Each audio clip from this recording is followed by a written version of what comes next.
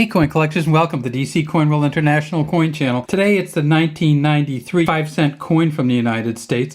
You see we have three of them here. We have the proof Jefferson nickel right here, and you can tell the way that this is a deep cameo, how the Jefferson's head just pops right off the coin and it's really shiny in the background. Down here is the S for the San Francisco Mint, and then way down here is an FS, and that's for Felix Schlag, who's the engraver of this coin. Over here we have the Denver Mint coin, and you can see that D there. This is from an uncirculated mint set, and it's very, very good condition. And then finally over here to the right, we have the Philadelphia Mint coin. Again, kind of a little bit scratchy from an uncirculated mint set, and in very, very good condition. This is a Philadelphia nickel from the United States of America. You can tell that by the P here. When you want to grade a nickel from the United States of America, you do look at the front and see if it's scratched or dented or whatever. But then you also look at the back. What you look for on the back are these steps right here. At the top of this coin it says E Pluribus Unum. At the bottom it says United States of America. It says Monticello under the building here, and then it says 5 cents. And on this building, which is Thomas Jefferson's home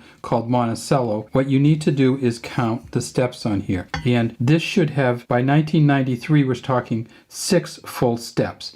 And these are a little dented, but this is still a really good coin because you can pretty much see all 6 steps going all the way across. This is a reasonably valuable nickel, $2 to $5 range. They made $412 million at the Philadelphia Mint, and they've only found one so far at a Mint State 67 with full steps, and that's worth between $2,000 and $3,000. At the Denver Mint, which has the D here, they made $406 million. They found 17 of these already with a Mint State 67 full steps, and those 17 are worth about $475. And this one actually is pretty close to full steps, a couple of little dents in there, and as we go across we see there's a little bit of smoothing there. And this one's probably worth $2 to $5 also, maybe a little bit more, but when you start looking closely you start to see these scratches, and maybe that'll take a little bit away from the coin. And then finally they made it at a third mint. They made all of the proof coins from 1993 at the San Francisco Mint, and this is one of those ones with the kind of funny S's on it, and you see how it has this tail on this side, kind of a tail on the front. The San Francisco Mint in 1993, they made $3.4 million, and this one is just a beauty. And let's look on the back, and of course when we look on the back we know that a proof coin is going to have all the steps, and this one does. And we know that a proof coin is going to be really shiny and just a beautiful coin, and this one is. Unfortunately, we also know that proof coins sometimes aren't worth as much because they do such a good job on them, and that's what happens here. A proof 70, the best possible coin you can get from the San Francisco Mint, is worth $32.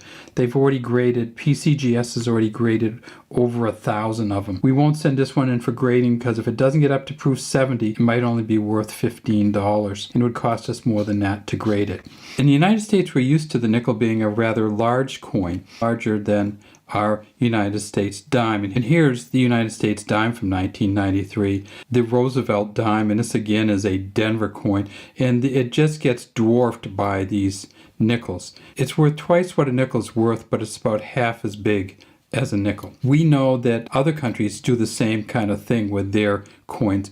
One of the countries that doesn't anymore is the United Kingdom.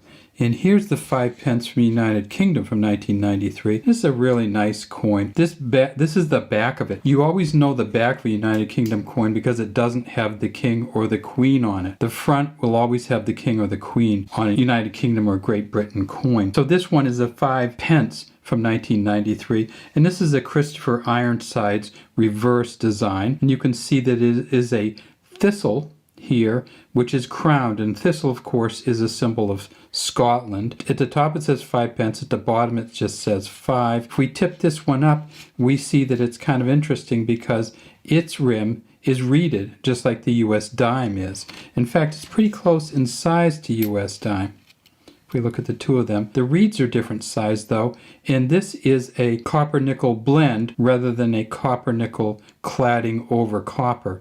So it's wider, it's got the same kind of material in it, copper nickel, but it doesn't have a solid copper core. And then we get to the front and we see there's Queen Elizabeth, and this is a Raphael David McLoof portrait, and we can tell that by looking right down in here and it says RDM, the three letters RDM here, and that's for Raphael David Makhlouf, the third portrait of Queen Elizabeth.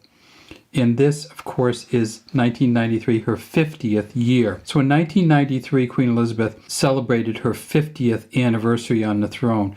We see this as Elizabeth II here, DG Reg here. This is a George V state diadem or crown that she's wearing, and she's got these nice pearls on. So this is the 5-cent or 5-pence coin for the United Kingdom, and this is the 10-pence. It's twice as big. You can see that this is the crowned lion here, the lion with the crown on it. It says 10-pence, 10 here. We tip this one up and we see this is reeded too. Their 10-pence coin and their 5-pence coin are reeded. And then we look here and we see that it's again Queen Elizabeth, the same Raphael David Makhlouf portrait. That sounds like that's the way you should do it. You should make the 10-cent or 10-pence coin larger than the 5-pence. But then I want to show you the United Kingdom 2-pence coin. So this is 2 cents worth or 2 pence, and it's bigger than both of them. So they're not necessarily consistent, even though they do have their 5-pence smaller than their 10-pence. Their 2-pence is bigger than both. So let's get back to these U.S. nickels.